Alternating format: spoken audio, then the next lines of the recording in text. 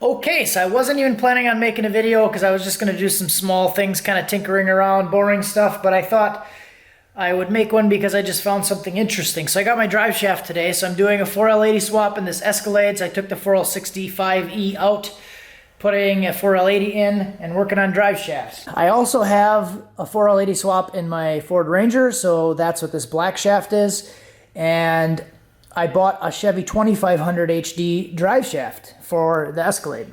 So the measurements on the 2500 shaft are about 29.5 inches from center of the U-joint to center of the U-joint. So I bought that because it's about an inch and a quarter longer than the Escalade shaft. So my assumption was that the Escalade and the 1500 would have the same length drive shaft and that the 2500 shaft would be longer. So that was wrong. One person in the comment actually mentioned that the 1500, 2500 are actually the same length shaft, but I measured it, and the listing that I bought this one from, I knew that it was longer than the one that I had, essentially. So here's the rust bucket, matches the rest of the patina. So you also notice that the diameter is a little bit smaller than the other two. So I'm guessing it's a smaller diameter because of the larger frame of the transmission, larger body on the 4L80, so it needs to be a little bit narrower. So this drive shaft does actually fit. I did have the straps on and it actually works pretty decent. It doesn't have that much stick out on the transfer case, so it's about normal. What I want to try to do right now is pull this drive shaft out, and then I want to take the longer, wider diameter from the 1500 and put it in here and see if it hits the transmission. And I really don't even know, and that's probably why it's a different diameter, because there's barely any room right here for where the shifter selector is. And this bracket right here, there's barely any room. Okay, so here is all three drive shafts, 2500, 1500, and that one's from the Escalade.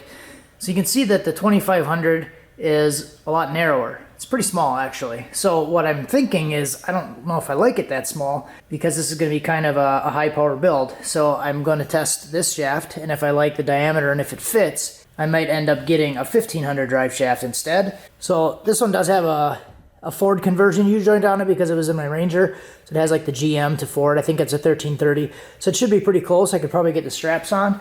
So I'll bolt it into place and see if this hits anything.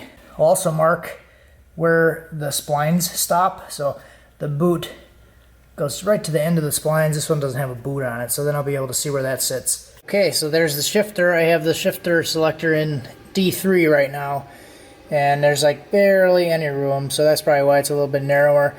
You could just bend that tab, so I might do that still. Just bend the tab and still run a 1500 shaft. The other side here is pretty close. So that's my finger, and the balancing weight on there is, I don't know, probably less than a quarter inch away from the bracket. But the splines are fully engaged in the transfer case with the U-joint all the way seated there. So a little bit of a toss up there. I like the diameter of the 1500 drive shaft because it's a little bit bigger, and I really don't know how much power or torque that thing is going to be taking, so especially because it's going to be taking a lot of the torque load off of the rear tires. It might be good at that size. So I do plan to put loops on the drive shafts too, so I'll probably do like a front and rear small loop on this also. So yeah, we'll see. The drive shaft was like 60 bucks. I got it on eBay, shipped. It was $65. So not really too worried about it. I'd probably run it for a little bit. If I decide I want to go 1500, then I could do that later, bend the brackets and stuff. So yeah, I just want to get that up there, kind of clarify that. Or if any of you guys know what these things will handle for power and torque ratings and vehicle weight. The 1500 drive shaft that I have in the Ranger, the black one that I just put in there, that truck makes about 650. You can calculate it if you want. 4380 is the vehicle weight, and it went 10.7 in the quarter mile. It probably makes around the 650 range. But this truck, I'm planning to make a lot more power with it, and it's a lot heavier, so we'll see. It'll be good to at least get it driving.